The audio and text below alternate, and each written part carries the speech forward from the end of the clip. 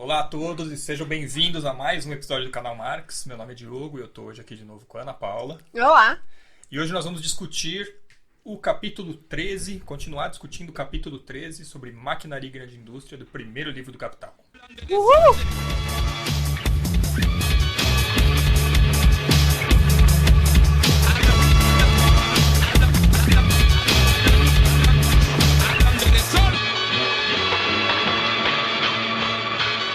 Voltamos!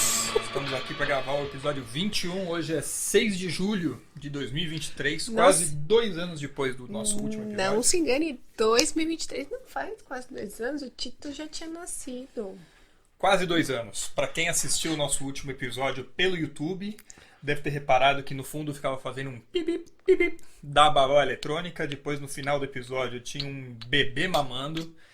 E esses últimos quase 2 anos foram uma aventura intensa de maternidade e paternidade aqui, o que nos impossibilitou de continuar gravando o canal Marx. Esse último episódio que nós gravamos, inclusive, acho que demorou 3, quase 4 horas para ser gravado, porque o Tito acordou várias vezes e então foi uma experiência pra gente ver o quanto era difícil mesmo gravar com o Tito tão pequeno e enfim, e acabou este interregno nos trazendo até aqui.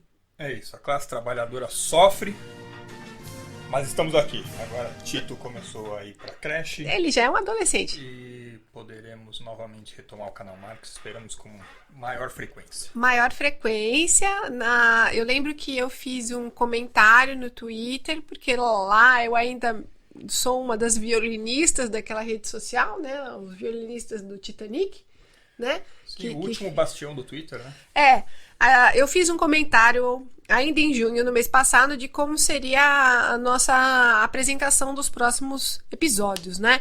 Então, graças a Deus, eu tenho aqui anotado do lado. Então, esse episódio do nosso episódio 21 será sobre os itens 2 e 3. Esse capítulo 13 são 100 páginas. Ele é basicamente metade do livro, do volume 2 do livro 1. E é importante fazer esse gancho porque, o Diogo vai seguir a leitura no Isso. Capital. Pra quem tá ouvindo a gente no Spotify, que fique claro que a gente não é maluco, é que a gente põe esse podcast também no YouTube. Sim. Então acessem lá o @canal Marx no YouTube. Aliás, quem quiser conversar com a gente, né, pode aproveitar e entrar no @canal Marx também no Twitter. Pode deixar mensagem. Tem e-mail canalmarx@gmail.com. Que a gente nunca abre, na verdade. Mas podem tentar entrar em contato com a gente de qualquer forma. E quem quiser acompanhar pelo YouTube e ver nossas graciosas faces. É igual o GIF do Dr. Xavier, né? Você põe a mão você põe na lateral da têmpora, fecha os olhos e tenta se comunicar com a gente. Costuma dar certo. Mas no Twitter, eu sou uma pessoa frequente lá. Infelizmente, eu sou viciada na rede social.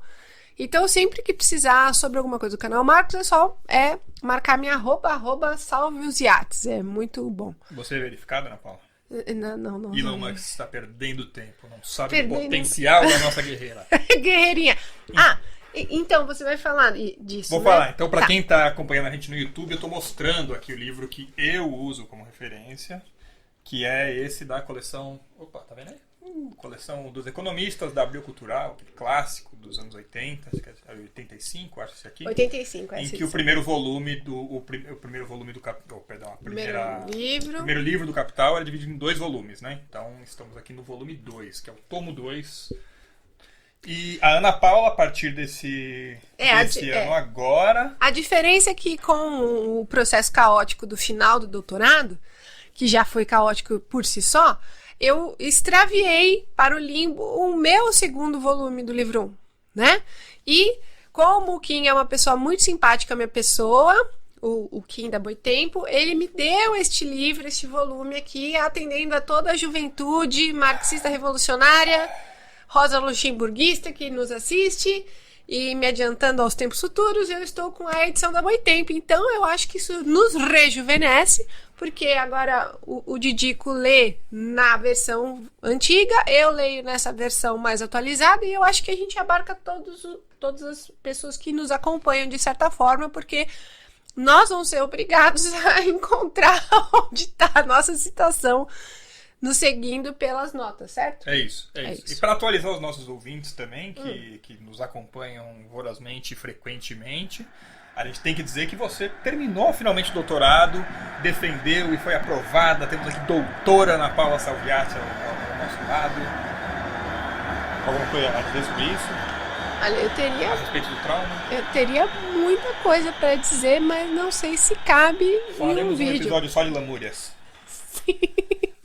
Mas é isso, né? Que a gente falou Sim. muito, né? Nos episódios anteriores, a gente sempre falava, não, mas a gente tá atrasado porque a Ana tá completando o doutorado, vai ter o doutorado, então agora a Ana terminou o doutorado. Faz o quê? Faz 2 meses, né? 1 mês e meio, mais ou menos. Não faz 2 meses, porque eu tenho ainda que entregar a versão final no final desse mês, né? Então, a semana que vem eu vou fazer os ajustes finais da bendita da tese para depositar no sistema da Unicamp e tudo vai dar certo, mas a defesa já foi feita dia 29 de maio, foi tudo certo. É um processo muito difícil, emocionalmente muito desgastante. E assim que a gente, que eu defendi, eu já estava muito ansiosa de poder voltar com o canal, porque é uma atividade, né? E falar para vocês que é uma atividade que a gente tem interesse de que ela seja convertida como trabalho monetizado, como se fala, né? Então, pra gente é interessante, sim, que vocês possam ouvir pelo podcast, porque é a nossa casa original, né? Tem o Spotify. E o YouTube, para nós, tem uma função, a gente é muito honesto, nós não temos essa dinâmica youtuber, nunca tivemos, então a gente não sabe como vai ser, mas para nós seria muito importante que ele se tornasse um canal, como fala? Sustentável financeiramente, principalmente porque agora eu me encontro no limbo maior, né? Eu sou doutora e desempregada, né? E queria muito uma fonte de renda, afinal de contas, o meu sonho. Por que eu preciso desse trabalho? Porque o meu sonho é não passar fome, né? Sonho muito com isso, inclusive todos os dias levo para análise. Então a ideia do YouTube é que vocês possam assistir, né? E aí tem o Diogo Entende Melhor, tem um catso de horas, milhares de horas, que precisam ser escutadas pelo YouTube. E aí o YouTube, conforme você está prestes a alcançar essas milhares de horas escutadas pelas pessoas, ele agora quer que nós façamos Reels, que são aqueles videozinhos do TikTok de... Nossa, olha como é maravilhoso ler o Capital enquanto eu cozinho e cuido do bebê, coisas assim do gênero. Provavelmente eu farei Reels com a Lucifera além do Capital, porque gatinhos e crianças sempre geram muita audiência. Então isso tudo para vocês entenderem que mais do que... eu entendo assim, eu acho que o Diogo também, né? O apoia-se pra gente. Tem gente que nos apoia mesmo no interregno. Vocês são seres de luz e já provavelmente estão desencarnados no Nirvana, mas passando alguma trajetória ainda nefasta na Terra.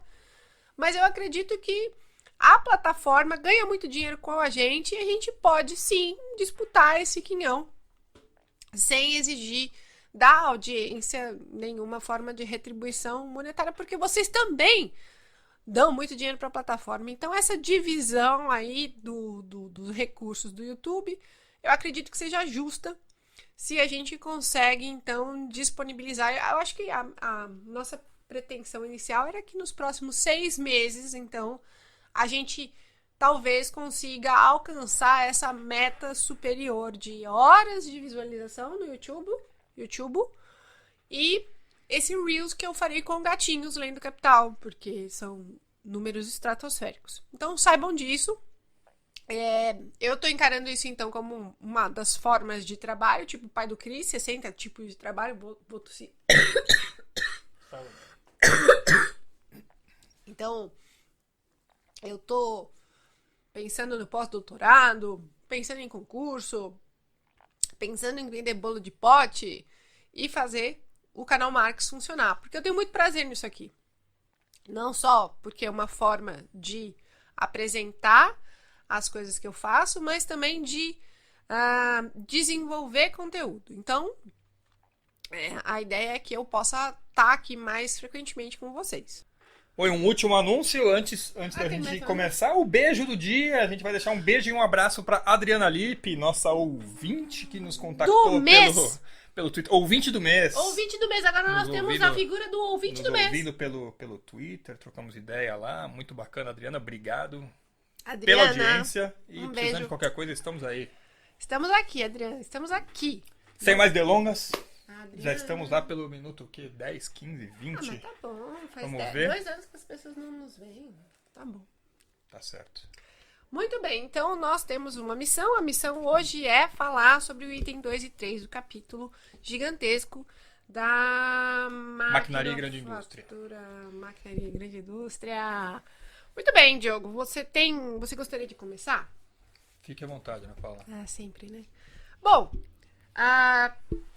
acho que tem pra mim, esses dois itens são muito... Me chamaram a atenção da seguinte forma.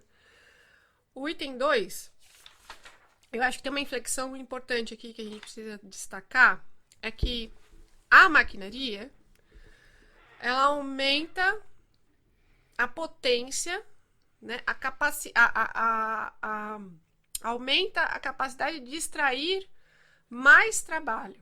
Lembrando que mais trabalho é o trabalho não pago, que vai virar mais valia quando entrar na mercadoria. E quando a mercadoria fizer o salto mortal dela no mercado, ela vira lucro. Então, a maquinaria, ela permite ao capital aumentar a extração de mais trabalho. Mas aí é que está. Mas a maquinaria como meio de trabalho, ferramenta de trabalho, peça de trabalho da nossa sociedade capitalista, ela mais do que aumentar a quantidade de trabalho produzido pelo trabalhador não pago, né? De trabalho não pago, ela vai exigir, e aí é que está a mística, aqui que está o segredo desse item, ela vai exigir que o trabalhador trabalhe mais também. Então, o trabalhador, ele aumenta a potência de contribuição de trabalho não pago, certo? Mas, ao invés de ficar satisfeito com aquele trabalho maior transferido, ou seja, um trabalho proporcionalmente igual ou maior do que o anterior sem a máquina, o capitalismo ele vai se utilizar da máquina que já absorve, que extrai mais potência de trabalho para aumentar ainda mais a quantidade. Então ele aumenta a potência e aumenta a extração. Ele faz 2 movimentos ao mesmo tempo. Para mim é interessante frisar isso, sempre pensando da perspectiva que é um meio utilizado para um fim e o fim é o capitalismo. Mas a máquina, como uma forma de aumentar a sua potência de trabalho, de aumentar a sua... ele tem um termo aqui, aumenta a capacidade produtiva. Uhum. Ele não necessariamente... A máquina precisa ser usada também como forma de aumentar a pressão do trabalhador em transferir trabalho, que a gente vai ver como mais a lei relativa. Eu tô falando esquisito? Não. Eu ia só acrescentar que isso aí é em parte por causa do que parece ser um paradoxo do uso da maquinaria no capitalismo, né? Porque o Marx vai falar isso algumas vezes, que a máquina não agrega valor ao produto final. Ela simplesmente, o valor que ela incorporou para ser construída, ela vai ser repassada ao produto final. Ou seja, o custo dela vai ser repassado para o produto final. Ela não agrega valor como o capitalista pensaria normalmente, né? Sim. Que eu estou incorporando tecnologia e isso vai agregar valor. Mas é claro, essa tecnologia teve um custo para ser produzido, um custo em trabalho, e que vai ser simplesmente transferido depois para o produto final. Ou seja, se a máquina não está produzindo valor, o capitalista vai ter que continuar extraindo esse valor de algum jeito. E ele extrai do trabalhador. E por isso que a Ana Paula está dizendo que é intensificado ainda mais o trabalho. A máquina permite intensificar, não só intensificar, como prolongar e intensificar o trabalho do trabalhador para extrair ainda mais valia do que seria extraído num processo de manufatura, né, sem a máquina. Como eu coloquei aqui, ele aumenta a capacidade da produção, que nos interessa, né? Porque... Aumenta a produtividade. Né? Porque, veja, né, querido ouvinte, não flertamos com a pré-história. A ideia do desenvolvimento das forças produtivas é que a gente trabalhe menos e produza mais ou igual. Mas aqui não, a gente produz mais ou igual e trabalha mais. Aqui que está o pulo do gato da contradição do capitalismo. Ai, que bom. Não, demônio. Muito bem. A contradição do capitalismo mora aqui. Ela faz você ter uma produção maior e aumentar o seu tempo de trabalho nessa produção. Então, ele aumenta a capacidade e aumenta a carga do trabalho. E aí ele vai tentar desenvolver como é que se dá essa contradição, né? Por que Jesus Cristo, né? E fiquem tranquilos que ele fará isso ao longo de muitas páginas, porque depois desse capítulo, o 14º capítulo do livro 1 é sobre a mais-valia relativa, né? Uhum. E a mais-valia relativa é todo esse assunto que nos interessa aqui. Como é que se aumenta ainda a produtividade e aumenta a extração, né? A carga de trabalho, né? Por quê? Por que raios? E aí o Marx vai falar, não vamos esquecer que a máquina, ela é CC, ela é capital constante, né? Ela é capital morto, ele já pagou, né? Então, ela na sua produção, na sua utilização, ela não vai transferir um valor novo, ela vai, no seu desgaste, lançar frações dela dentro dessa mercadoria. Então, para o capitalista, né, veja se eu estou falando muito rápido, Diogo. Para o capitalista, o negócio é deixar esta máquina funcionando o máximo possível, ligada 24 horas por dia. Porque quanto menos valor ela transferir, entenda o seguinte, quanto menos, se a máquina está ligada 24 horas por dia e eu faço com que ela produza 1000 mercadorias nessas 24 horas por dia, então ela vai se dividir numa fração por 1000, certo? Se ela tiver 24 horas ligada por dia, mas só produzir 100 mercadorias, então ela vai se dividir apenas por 100. Então, quanto menos mercadorias ela produzir, maior a parcela da fração que ela vai estar transferindo para as mercadorias. Quanto mais mercadoria ela produzir, menor a parcela que ela vai transferir, porque é maior a fração, maior a quantidade de mercadorias que ela está pondo para fora. Então, para o capitalista, como ele já pagou essa bodega, ele tem que fazer essa giripoca girar e produzir o máximo, porque é na fração, na quantidade absoluta e mundana de mercadorias que saírem dessas máquinas, é que a fração que ela vai passar para o produto vai ser ínfima, certo? Aqui acho que tem um aspecto histórico importante também de quando que o Marx está falando disso, né? Ele está falando basicamente da primeira revolução industrial, né? Das máquinas movidas a vapor.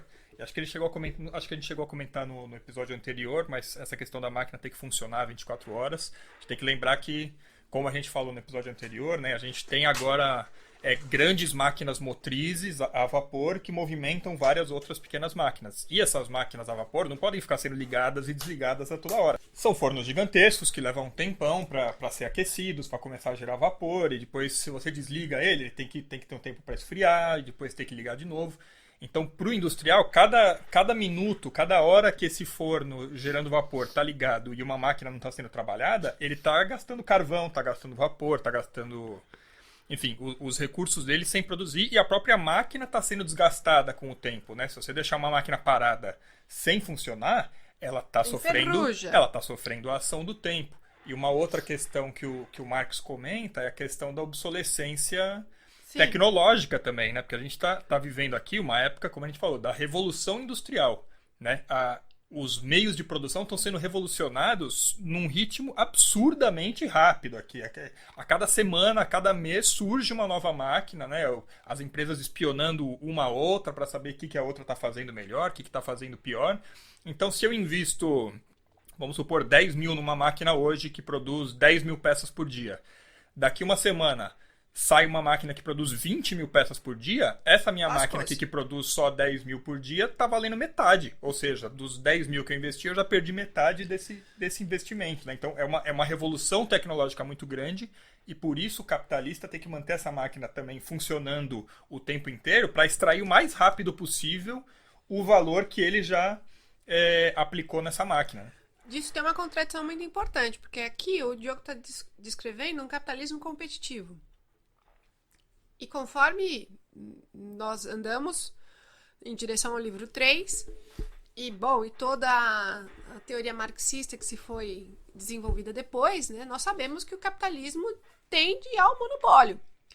Então, esse processo de concorrência que é idílico para os liberais, ele é um período muito pífio, muito restrito no desenvolvimento capitalista, né? É um desenvolvimento competitivo, que não é a maior parte do desenvolvimento do capital. Ele está se dando aqui e ele está mostrando que enquanto essa máquina sai e começa a funcionar e ele tem a exclusividade do uso dela, ele está tendo super lucros. Outro tema que ele vai desenvolver mais para frente. O problema é que assim que a máquina é incorporada na produção, ela já está sendo produzida de uma forma a ser mais eficiente e ter menos desgaste e se utilizar de forma melhor da energia, pipipipopopó. O que o Marx está colocando aqui, que eu acho muito interessante para nós que temos esse objetivo ambicioso de ler até o livro 3, é que ele está comparando a máquina, o desgaste, o valor transferido, o custo da utilização da máquina ao custo de utilização das forças da natureza, ou seja, igual a zero. Tá? Essa máquina em plena eficiência, ou seja, em pleno uso, em uma fração diminuta de valor transferido, ela é para o capitalista tão custosa quanto um fenômeno da natureza. Seria uma máquina que não se desgasta, né? É, Uma máquina que consegue produzir infinitamente sem ter desgaste de nenhuma peça, né? A gente falou das 3 partes da máquina no episódio passado, né? A força motriz, a transmissão e a ferramenta no fim, né? Tudo isso vai se desgastando com o tempo, né? Você pensa como se fosse o motor de um carro, né? Você tem a gasolina lá, que é a força motriz, você tem a transmissão, você tem as engrenagens que giram, tudo isso se desgasta, exige uma manutenção e eventualmente acaba, né? Mas supondo que houvesse uma máquina infinitamente eficiente, que não se desgastasse, seria como você usar a queda d'água para produzir energia, né? E daí, esse é um ótimo exemplo. Não existe lucro, porque você não extrai mais trabalho da máquina. Você já pagou, ela é trabalho morto, objetificado, certo? E o Marx fala exatamente isso aqui, olha, a máquina está substituindo uma quantidade de trabalho. Mas não é desse trabalho que ela substitui que se extrai o mais trabalho, certo? O mais trabalho só pode ser extraído de quem está trabalhando lá com ela, né? Então, se você tem uma empresa, né, sempre usando a empresa hipotética, né, uma única empresa hipotética que se utilize só de máquinas, na sua contabilidade final, você está produzindo uma coisa que não existe um lucro, a não ser a forma preço, ok?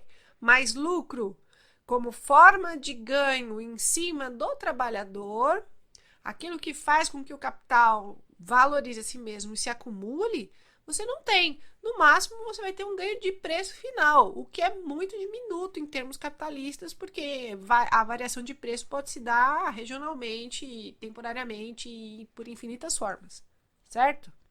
Lembrando que esse é um exemplo único e exclusivo de uma única empresa. E o capitalismo funciona numa dinâmica de várias empresas, não só regionais, nacionais e internacionais, certo? Senta mais pertinho de mim Mais aqui, perto. porque você está cada vez mais encostada na parede. Certo. Muito bem.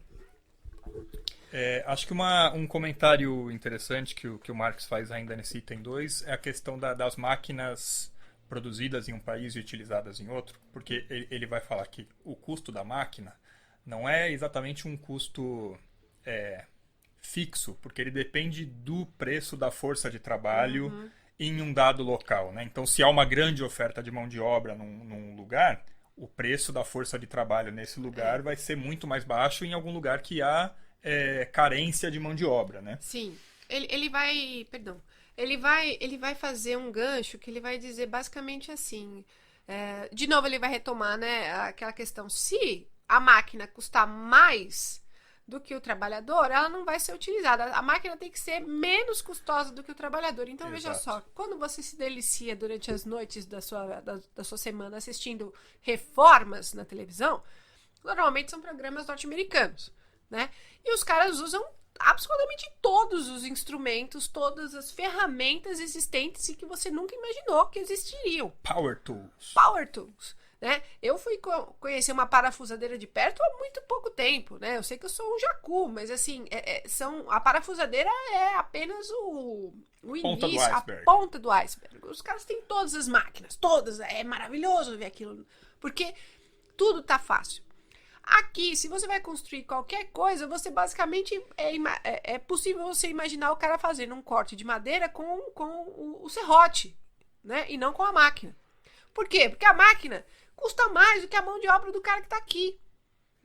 A mão de obra no Brasil é tão barata, em comparação imediatamente aos Estados Unidos, que para o empresário que investe na construção civil ou na marcenaria, na carpintaria, não vai investir numa máquina. Ou seja, mesmo que o Brasil desenvolva nacionalmente uma serra circular elétrica para cortar madeira, Uma maquita nacional. o pedreiro continua usando o serrote. Porque no Brasil, o custo da mão de obra de alguém usando serrote, mesmo que seja 10 vezes, sei lá, mais, 100 vezes menos produtivo do que uma serra circular elétrica, ainda é mais barato do que você comprar a serra circular elétrica. E é exatamente esse exemplo que o Marx faz, mas ele faz usando a Inglaterra. Olha que interessante. Ele faz mostrando que em países de desenvolvimento capitalista já adiantado, né, como no caso da Inglaterra, você tem uma expulsão tão grande, uma quantidade, um exército de reserva tão brutal. O que é o exército de reserva? Né? É a mão de obra que não encontra trabalho, né? É a mão de obra que não desempregadão. tem... O desempregado ferrado. É a mão de obra que não tem acesso aos meios de produção, porque ele foi desterrado, certo? Ele foi jogado nas cidades, isso a gente já trabalhou. Vamos lembrar dos irlandeses todos, imigrando para Tá todo mundo acochambrado na cidade. Na Irlanda.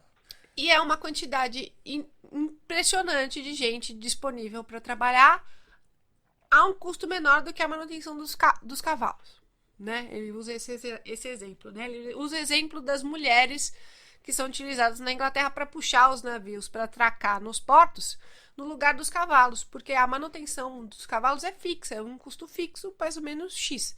Da mulher que está numa situação degradante, como aquela que se utiliza a indústria naval para puxar o navio para atracar, o limite é o que ela conseguir sobreviver. Né? Acho que isso aí entrando no item 3. Esse é o gancho do item 3. Né? Que é o item 3. Então, falamos aqui no item 2, né, sobre como esse valor vai sendo transferido na máquina e algumas peculiaridades sobre isso daí. Por exemplo, essa questão de que a máquina pode custar mais do que a mão de obra local, né? Sim, se ela custar mais do que a mão de obra local, ela... Assim como a máquina só é interessante se ela custar menos do que o trabalho que ela vier substituir, a máquina, a sua utilização só é interessante se ela custar menos do que a mão de obra que ela vai trabalhar junto, certo? Então, no total, se ela custa muito mais caro, então a mão de obra continua sendo viável.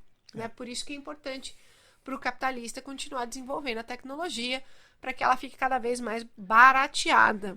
Vamos lembrar que a gente está falando aqui do mundo que não é ainda globalizado e homogeneizado em termos do desenvolvimento do capitalismo, né? Então, aí ele vai falar, às vezes tem uma máquina que era produzida na Inglaterra, mas que não podia ser usada na Inglaterra, porque a mão de obra na Inglaterra era tão barata que você não, ele fala, não valia a pena usar essa máquina. Então, essa máquina era produzida na Inglaterra, mas só era usada na França. A nação das máquinas não usa máquina. E às vezes tinha uma máquina produzida na França que só era usada na Alemanha, porque às vezes naquele setor, na França, era tão barato a mão de obra, né, daquele determinado setor que não valia a pena usar Mas usar você uma vê máquina. que a gente consegue fazer uma transposição de um país super desenvolvido, como é o caso da Inglaterra, para o Brasil, né? Então, sabendo manejar bem as transposições, você consegue, né? Claro que são outros contextos, outros fatores, mas nós temos uma transposição possível, né? O Marx está usando o exemplo da Inglaterra, nós estamos usando o trabalho do trabalhador, o exemplo do trabalhador da marcenaria e da carpintaria no Brasil. Sim. Acho que um último comentário que eu queria fazer sobre esse item 2, antes da gente passar para o 3, Ana, é sobre o que você comentou ali atrás, né? De qual que seria a diferença desse uso da maquinaria no capitalismo e num eventual comunismo, né? Numa sociedade comunista. Sim, que o Marx mesmo faz esse comentário na nota de rodapé 116A. Ele diz aqui na minha edição: numa sociedade comunista, a maquinaria teria, portanto, um espaço de atuação completamente diferente do que tem na sociedade burguesa. Porque, óbvio, é aquilo que a gente sempre fala, né? Qual que é a diferença básica e qual que é o grande problema do capitalismo, né? é que é uma sociedade em que a produção da sobrevivência humana não visa satisfazer as necessidades dos seres humanos. Ela visa gerar valor. E, portanto, a máquina não é empregada para satisfazer a nossa necessidade. Porque se fosse, a gente poderia ter com uma máquina super desenvolvida trabalhar pifiamente, entende? É claro, se eu tenho uma máquina produzindo 10 mil tênis e 10 mil pessoas que não têm calçado, eu não distribuo esses 10 mil calçados para as 10 mil pessoas que estão na sociedade capitalista, óbvio. Para as 10 mil pessoas que precisam de calçado, eu pego esses 10 mil, enfio num armazém e se eventualmente eu não vender, eu queimo tudo porque eu não preciso ficar com esse estoque. As pessoas continuam lá sem calçado. Sim.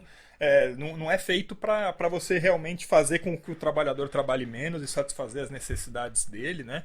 Acho que isso é importante para destacar, né? Quando a gente ouve aqueles argumentos, né? De que, mas você é a favor do decrescimento, você é contra a evolução, sei lá, qualquer Eu acho que, coisa assim. da minha parte, assim, que essas questões que nós estamos debatendo, né? Trazendo através do Marx, são chinchilas, assim, são coisas tácitas, entende? Se você pegar o empresário da pastelaria, ele não vai fritar pastel para oferecer para as pessoas que estão com fome. A pergunta dele não é: você tem vontade de comer o pastel porque você sente fome? Qual pastel você quer comprar? Entende?